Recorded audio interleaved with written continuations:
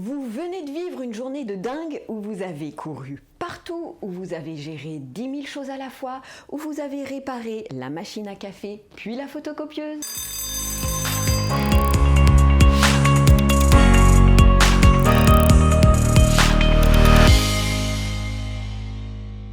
Vous venez de vivre une journée pourrie, où tout était pourri. La connexion intranet, l'interaction avec vos élèves, la bouffe à la cantine, la réunion préparatoire de la future réunion. Et là, vous arrivez fin de journée en salle des profs, en râlant. Et XX ou XY vous écoute et arrive avec des conseils pleins de bienveillance, sûrement très avisés. Mais c'est juste pas le moment. Vous avez envie d'étriper la terre entière.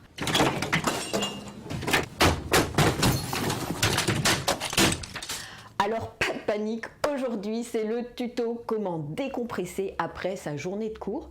Autrement dit, comment éviter de prendre son entourage comme punching ball au retour chez soi. 4 étapes avec des petits exercices rapides et efficaces à mettre en place. Il va falloir faire circuler tout ça. Alors pour faire circuler, pas de secret, il faut bouger. Pour être en forme, dépense-toi bien. Si vous êtes adepte d'une activité physique, vélo, marche, natation, danse, que sais-je, allez-y. Si vous êtes adepte mais que vous n'avez pas le temps ou que vous n'êtes pas très adepte de tout ça, je vous montre tout de suite maintenant un exercice que vous pouvez faire pour commencer à relancer cette circulation-là en vous. Pour ce premier exercice, vous allez taper des pieds au sol fort, exactement comme font les enfants quand ils sont en colère. Et petit aparté, laissez-les faire, c'est juste excellent.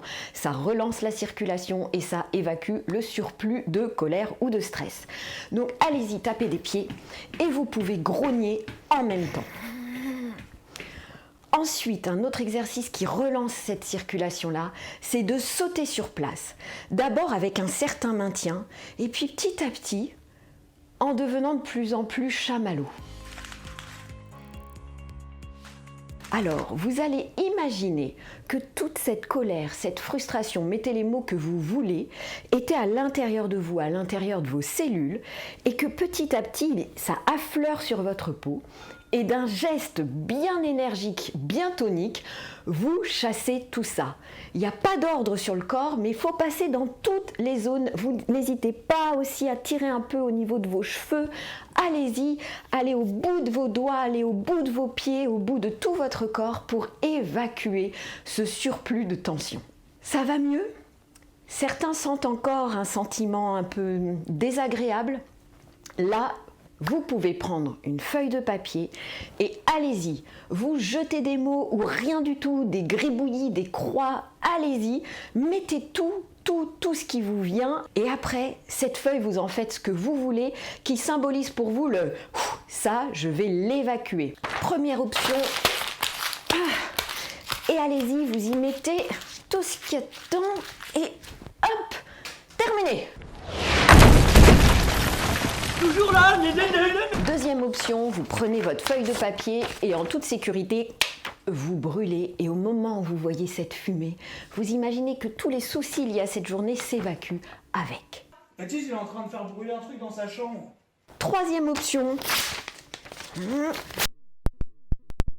poubelle. Pour ceux qui savent faire et que ça amuse, un petit avion en papier. Hop. Ciao, bye bye.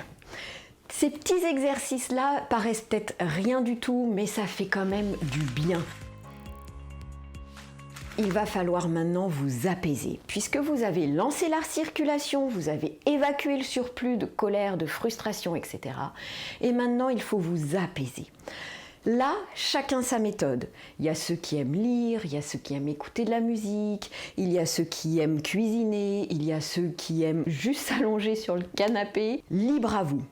Moi, je vais vous montrer un petit exercice tout simple qui permet de vous apaiser si vous n'avez même pas une minute devant vous. Si vous avez quelque chose qui permet de faire un son avec une petite résonance, prenez-le. Sinon, sur Internet, vous pouvez trouver très facilement un petit son qui perdure. Et le but, tout simplement, ça va être de respirer tout le temps que vous entendez cette vibration. Une inspire par le nez, une belle expire par la bouche. Ça peut être du coup 1, 2, 3 en fonction du temps que vous entendez, mais l'intention c'est « Allez, maintenant je m'apaise ».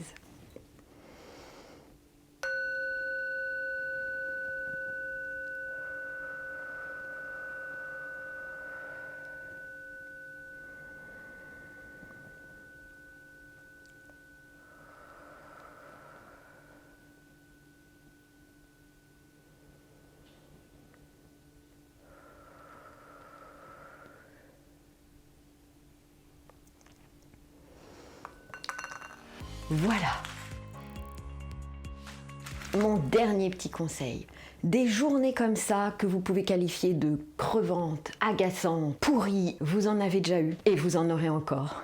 Si. Mais ne vous identifiez pas à cela. Cela ne fait pas de vous quelqu'un de crevant, de frustrant, d'agaçant, de pourri, car il est là le piège. C'est d'assimiler ce qu'on vit avec ce qu'on est.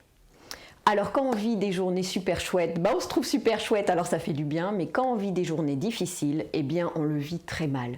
Et tout ça, c'est inutile puisque ce n'est pas nous à l'intérieur de nous. Voici que ma garde prend fin. On se retrouve pour un prochain tuto avec Être Prof en partenariat avec Zen et Prof.